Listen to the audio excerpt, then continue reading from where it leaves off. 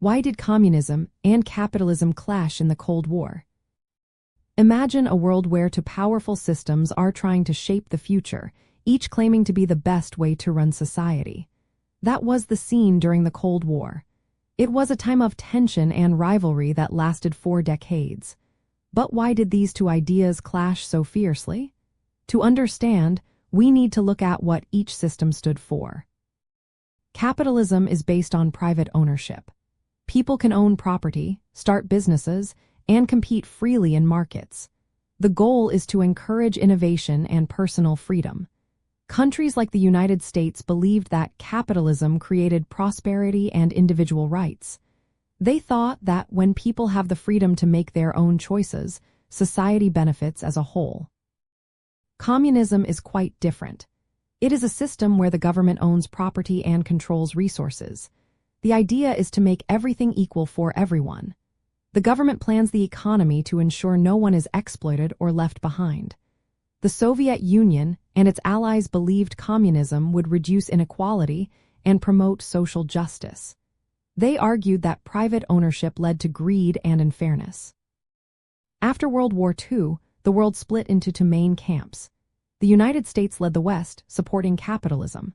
The Soviet Union led the East, backing communism.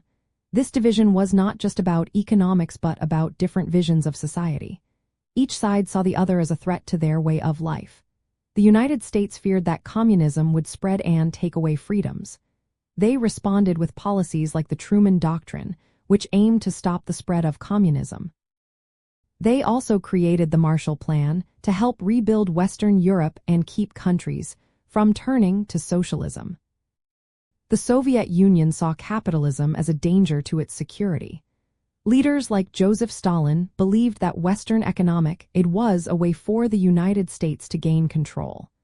They responded by tightening their grip on Eastern Europe and creating their own economic plans, like the Molotov Plan.